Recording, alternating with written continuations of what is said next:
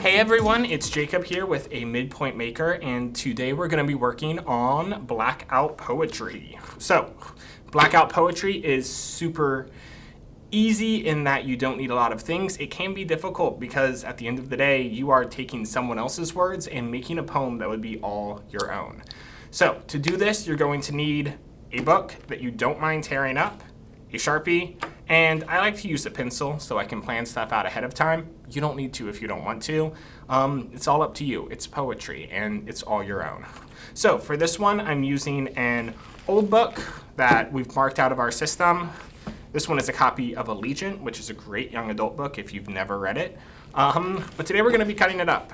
If you do not have any books at home that you're comfortable with cutting up, we do currently have our book sale at the library. And due to that fact that we've gone cashless for the virus, all of the books are free. So if there is a book that you've been, you think I want to try Blackout poetry, this looks pretty cool, but I am not comfortable tearing up any of my books, come here, pick up a book, take it home with you, read it, and then when you finish, no guilt, no judgment, you can cut it up and make your own art with it. So the first thing you're going to do once you have your book is go through it and try to find a page that has a couple phrases or ideas that kind of jump out to you. For me, I jumped to page number 163. Once you have your page, I'm gonna go and I'm just gonna cut it out real quick. An X-Acto knife works really well for this. If you just have scissors at home, like most people do, which is why I'm using scissors, just kind of go down as far as you can. Make sure you're not cutting off any words that you might want to use. And there you go. You got your page. So now you can move the book aside. You don't need it anymore. Now we're going to go through and start to kind of highlight phrases. I like to block them off ahead of time that jump out to you or you think could kind of make a story different than the one that is already written on the page. So for this one, the one phrase is just your sister. And I kind of wanted to think of like people in my life who may have sisters or just kind of completely going off into a different idea. Let's say this poem's made up for an imagined person. And I'm writing about, it's about their sister. And so I'm gonna wanna try and pull out phrases or ideas that make this made up character into somebody that maybe I can make a statement about. So for here I have your sister. I say, there is so much that phrase doesn't say. I didn't go back for her. So what could that mean? I knew how her laugh sounded rough. I love this phrase, how her laugh sounded rough. That's great, and that's fantastic characterization. So now let's try and go for just a few words. You can do whole phrases, or let's try and make it, let's just take the word touches. And now, touches what? Touches her life?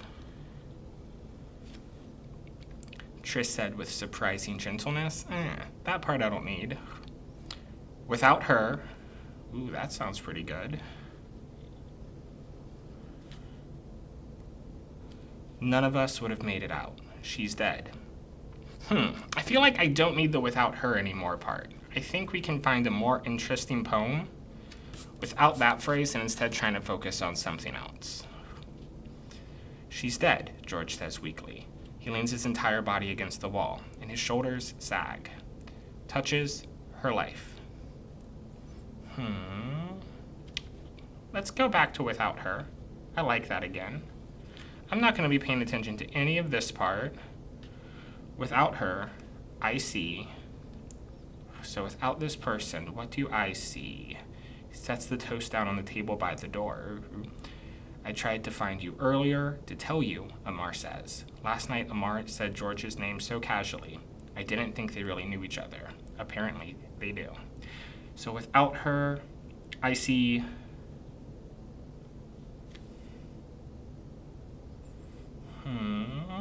I see a smile quickly fading.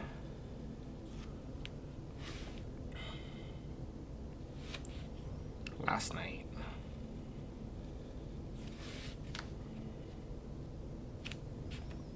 So now I have a couple of phrases blocked off. How I'm going to start to do this, the idea of blackout poetry is that whereas normal poetry is you're adding words to a page, you're creating an idea out of them. With this one, we're trying to take things away. So you'll take your Sharpie, and I'm gonna block out the phrases that I wanna keep. Now you can do this as you fill it in. I always find it easier if I wanna do blackout poetry to black these out ahead of time. That way I can make sure as I fill in the rest of the page, I don't have to worry about accidentally coloring a word that I wanted to use, because once it is colored in, there is no way to get it back. So as I'm starting to fill this in, I want to look at the full poem that I've started to write. Your sister, I say. There is so much that phrase doesn't say.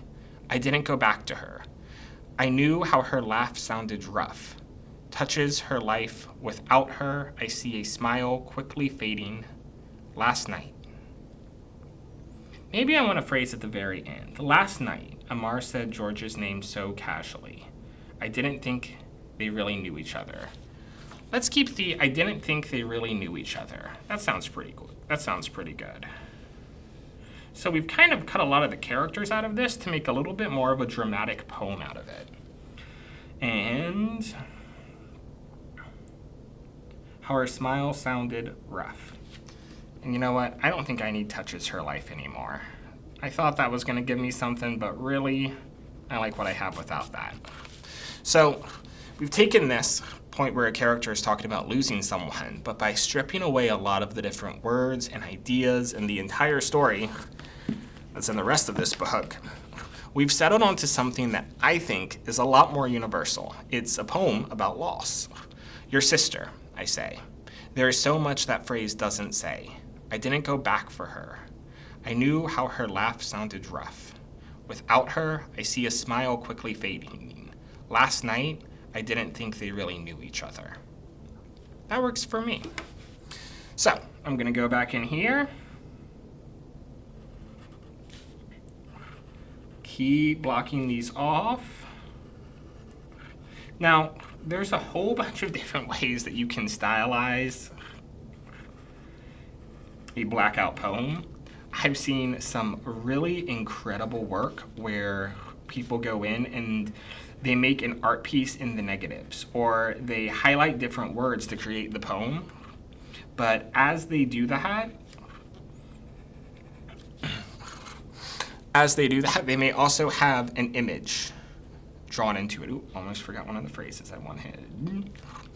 And so you have the poem, but you also have maybe a picture of a tree or something that may line up with the poem that they've written. It's all yours. You can do whatever you want. Just try and think creatively. Find out what you might want to say or what you may not have thought you wanted to say, but by the time you start to get around and cutting out some words, what kind of poem you fall into. Now, at this point, as I block out all these different words, we could say that we're done. Now, the reason I say that is because all the words we want to draw attention to are blocked out.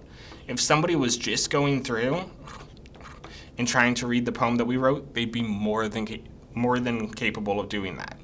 But if we want to make it a little bit more dynamic, a little bit more punchy, so when they look at this, the only words that they see are that, we're going to take our Sharpie and just fill in all the space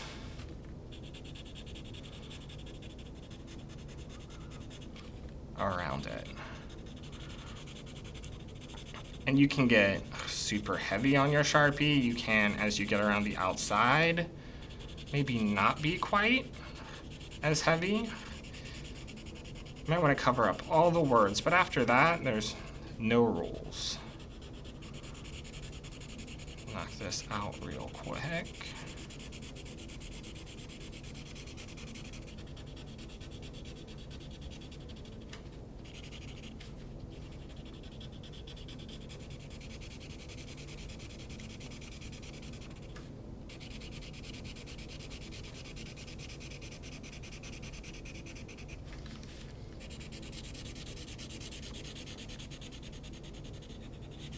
Ooh, another good idea I want to bring up as I'm working on this is that I had a black Sharpie on me when I sat down to start to work on this.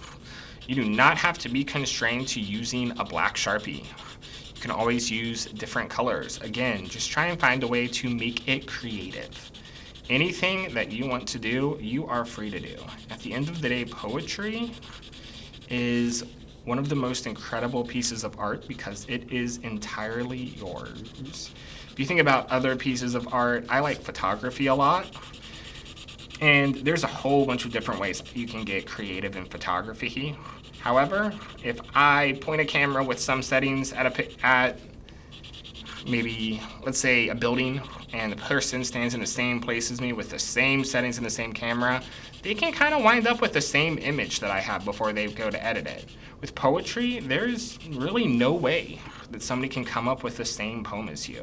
They don't have the same experiences that you do. They haven't seen the same things, felt the same things, or thought the same things. And so it is all yours.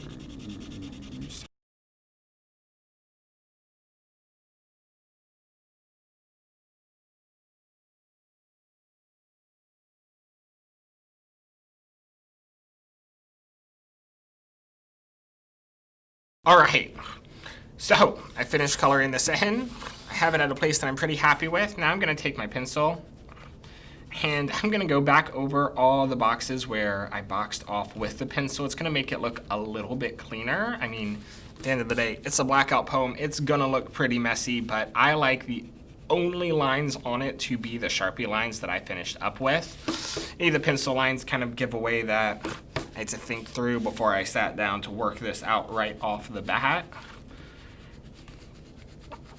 And then once you finish this up, you have a couple different options. You could, one, always give a title to your work.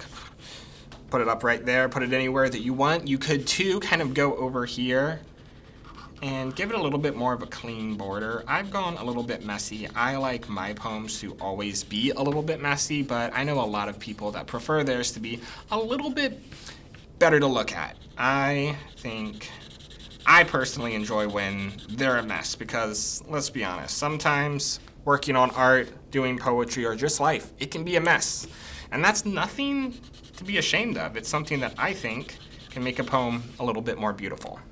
We got a little bit more time, so I'm not gonna write a whole nother one, but I wanna talk a little bit more about how when you go through here, you kind of wanna look for phrases that jump out at you.